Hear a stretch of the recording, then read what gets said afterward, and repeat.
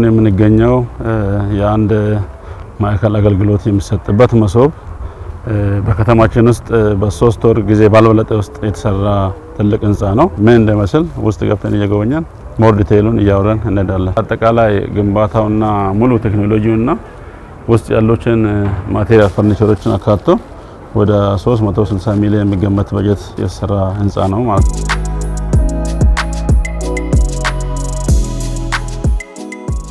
በየሴክተሩ ተበታትነው ያሉትን አገልግሎት በአሁኑ ሰዓት ተሰብስበው ማለት ነው 108 ኬዞች ተለይተው ለዚህ ኬዞች ደግሞ አገልግሎቱን ሊሰጡ የሚችሉ ብቁ የተባሉ ሰራተኞች ተፈትነው ፈተናውን ያለፉ ቁጥራቸው 91 ናቸው። በዚህ በ12ቱ መስኮቶች የሚሰጡ አገልግሎቶች ምን ናቸው የሚለውን ሞር ዲቴይል እናያለን። ተገልጋዩ ሲመጣ ከዚህ ከ12ቱ መስኮቶች የትኛው ላይ ነው ኬዝ የኔ ጉዳይ የሚለውን ነገር ከዚህ ነክቶ ያወጣል።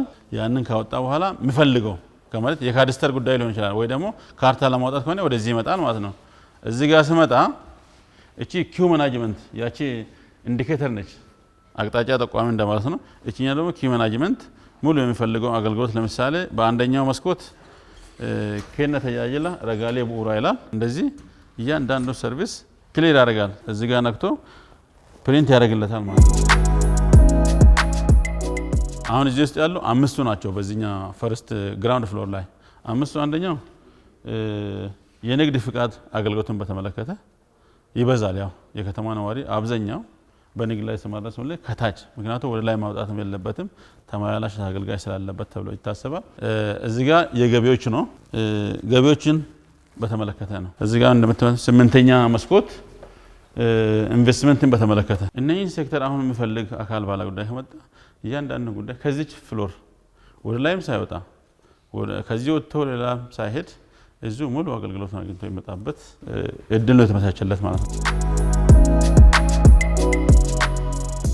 አገልግሎቱ ደግሞ አጠቃላይ ዲጂታል ተደርጎ ነው የሚሰጠው ማለት ነው። ዲጂታል ነው። ሀገራችን የጀመረችውን የዲጂታል ኢትዮጵያን እውን ከማድረግ አንፃር እኛም እንደ ከተማችን በአገልግሎት የተጀመረው በሌላ ዘርፍም ቀጥለን እንደምናሳካን ላረጋግጥ እወዳለሁ። ይሄን ቴክኖሎጂ ራሱ አጠቃቀም ለህዝባችን አዲስ ነገር ግርታን ሊፈጥር ይችላል። ስለዚህ እነኚህ ቮለንተሪ ሰርቪሶች ዌል ስኪልድ ናቸው፣ በጣም ሰልጥነዋል። በዚህ ዙሪያ መጥቶ ድጋፍ የሚሰጡት እዚህ ጋር ምን እንደሆነ ምን ማግኘት እንዳለበት መጥቶ እዚህ ጋር የኛም ባለ ጉዳይ መጀመሪያ ያስቀምጣሉ። ከዛ ምን እንደሚፈልጉ ከዚህ ጋር ዝርዝር የሱ ጉዳይ ምን እንደሆነ እዚህ ውስጥ ሊስቱን ከተከፈተለት በኋላ ትርጓሜም ካስፈለገ እገዛ ያደርጋሉ። ከዚህም በፊት ከአንድ ሴክተር ወደ አንድ ሴክተር ለማሄድ ብዙ ወጪ ሰዓት ብዙ ነገር ይፈጅበት የነበረው ያ ሁሉ ጠቅላላ ብሎ እያንዳንዱ ሰው እዚህ ከመጥቶ የሚያገኘው አገልግሎት ለህዝባችን በቃ ትልቅ እፎይታ እንደሆነ ያንን ነገር ነው ያየነው ማለት ነው። የድጋፍ ደብዳቤ ለማግኘት ከዚህ ቀደም አንድ አስተዳደር ይከዳል፣ አንድ ፖሊስ ጣቢያ ይከዳል፣ አንድ ደግሞ ወይ ደግሞ ሌላ ሴክተር ላይ ይሄደ ነበር። ያ ሴክተሮች ደግሞ አቀማመጣቸው እንደ ከተማችን አንድ የፖሊስ ሴክተር ቢያንስ ከአስተዳደሩ ከዚህ ቀደም ከ2 ኪሎ ሜትር በላይ ልቆ ነው ያለው እዚህ ከተማ ውስጥ ማለት ነው። ያ ሁሉ የተቀረፈበት አጋጣሚ ስለሆነ አሁን ህዝባችን አይደለም እኛ ራሱ አገልግሎት ለመስጠት በጣም ጥሩ መብት ተገኝቷል የሚል ሐሳብ አለኝ ማለት ነው።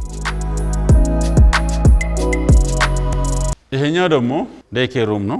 እድሜያቸው ለጋ ለሆኑ እዚህ ጋር አልጋዎች ተዘጋጅተዋል። እዚህ ሩም ነው የሚተኙት ማለት ነው። ፍራሽ፣ ትራስ፣ ልብሳቸው ሁሉ ተዘጋጅተዋል በዚህ መልኩ።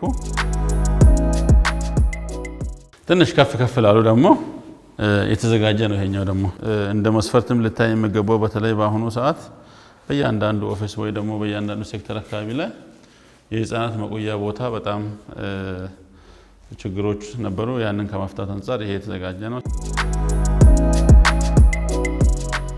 ሰኞ፣ ሮብና አርብ በቅርበት የሚመለከታቸው አመራሮች በቅርበት ተገኝቶ እዚህ ማይከሉ ማይፈቱትን ቅሬታዎችን ወይ ደግሞ ችግሮችን ኮምፕሌንትን እዚሁ መፍታት እንዳለብን በዛ መልኩ ነው ይሄንን ህንጻ ያዘጋጀ ነው ማለት ነው። ስለዚህ ሞር ህንጻው አገልግሎቱን ሲጀምር ደግሞ ህዝባችን ተገልጋዩ ተጠቅሞበት የሚሰጡንን አስተያየት ከዛ በኋላ አይተን ደግሞ የምናሻሽላቸው ነገሮች ብዙ እንደሚኖሩ ተስፋ አደርጋለሁ።